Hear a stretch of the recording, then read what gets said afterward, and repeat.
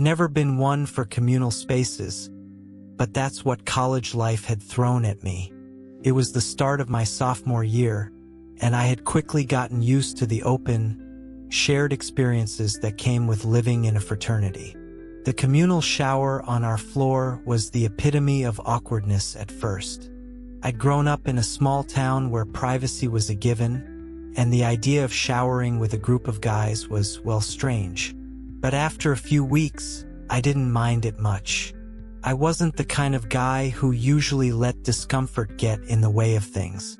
Plus, it helped that most of the guys around here were like me, laid back, too distracted by their own lives to make things weird.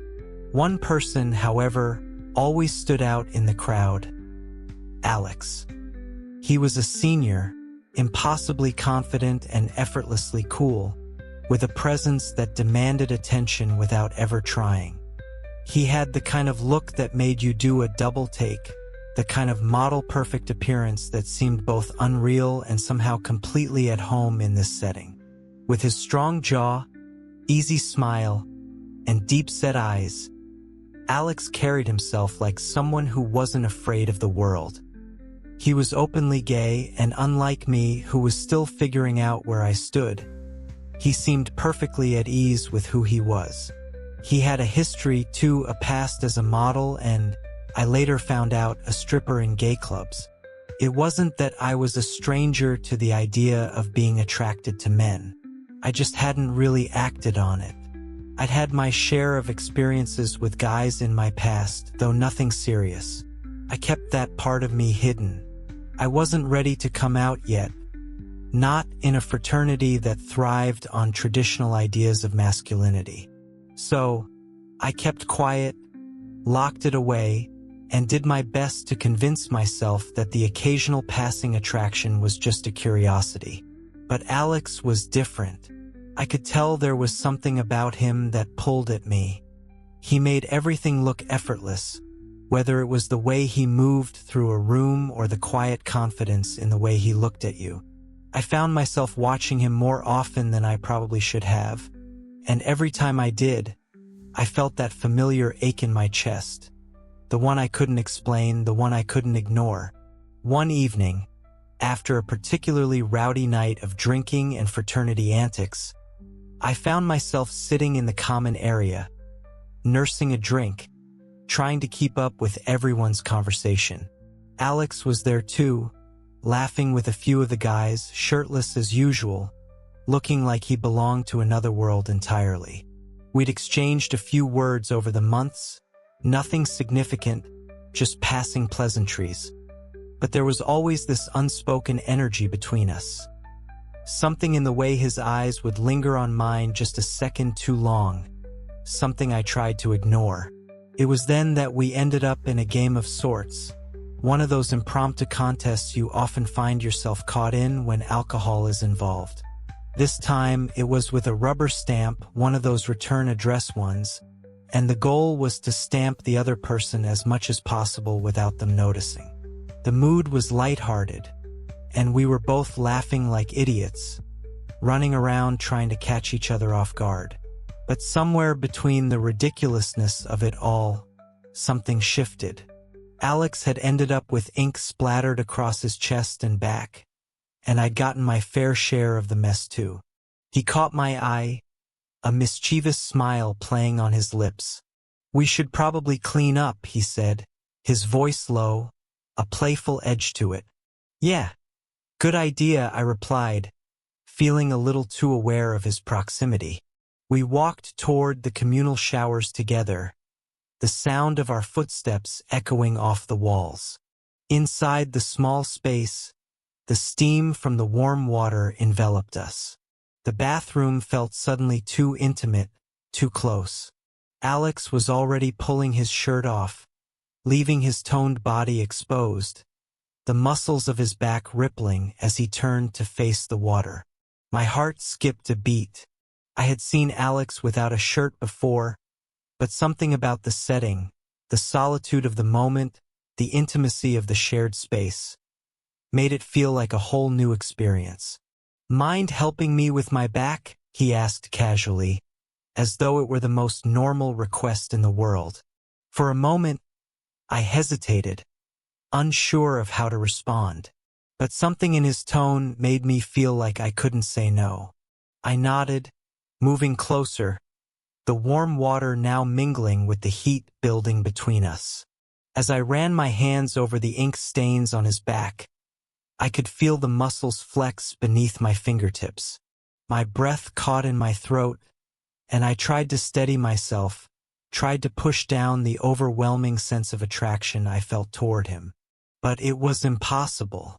Every touch, every movement of my hands on his skin made my pulse race. My heart was pounding in my chest, and I could feel the heat creeping up my neck. I tried to focus, to remind myself that this was just a favor, a casual interaction. But nothing felt casual about this. The way his skin felt under my touch, the way his body seemed to respond. It was more than that.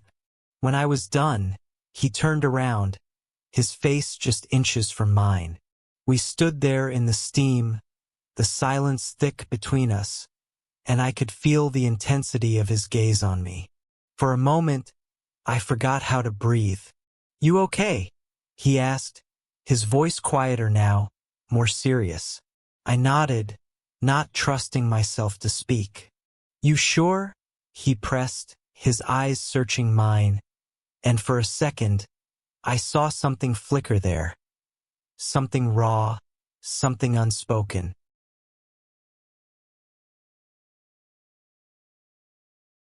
Without warning, he leaned in, his lips brushing against mine. It was soft at first, tentative, as though neither of us knew what the other wanted. But then the world seemed to slow down. The kiss deepened, and all the things I had kept buried inside. My curiosity, my desires, the feelings I had tried to ignore, came rushing to the surface. My hands found their way to his chest, the warmth of his skin against mine sending a shock through me. The kiss was slow, unhurried, but it carried with it the weight of something more. I could feel the tension, the buildup of months of quiet attraction, all coming to a head in this single moment. When we finally pulled away, we were both breathless, our foreheads resting together. "I've wanted this for a while," he said, his voice rough.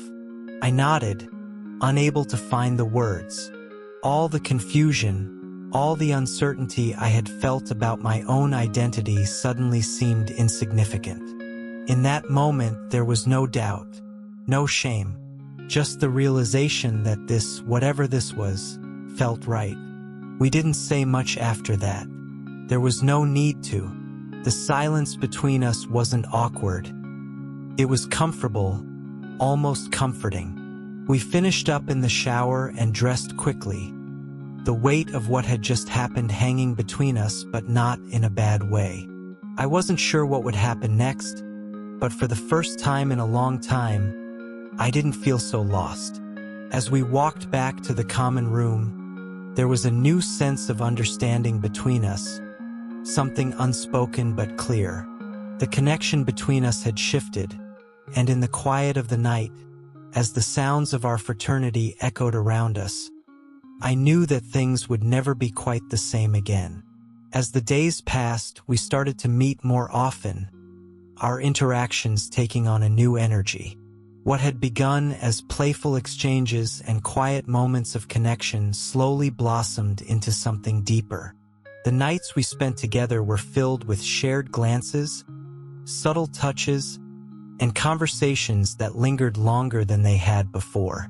There was a sense of inevitability, a pull between us that neither of us could ignore. It wasn't rushed, but it was undeniable, and I couldn't deny the way my heart would race every time we found ourselves alone, just the two of us. One Friday evening, after a few drinks with friends and a quiet walk around campus, we found ourselves alone in his room.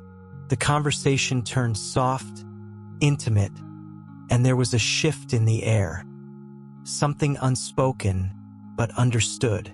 We didn't need words, The kiss was different this time. More urgent, more intense. As if both of us had been waiting for this moment without even realizing it. There were no hesitations, no second guesses. The connection we shared was more than physical. It was about trust, about exploring a part of ourselves we hadn't fully acknowledged until then. Later, as the night faded into morning, I realized that what had happened between us was more than I ever expected. It was a beautiful, raw experience, one that left me feeling open, vulnerable, and oddly liberated. It wasn't just about the physical. It was about the shared closeness, the way we allowed each other to experience something new together. Neither of us said much after, but the silence was comfortable, and for once, I didn't feel conflicted about what I had felt. It had been an experience that shifted something deep within me, and as we lay there, I knew that this was just the beginning of something more.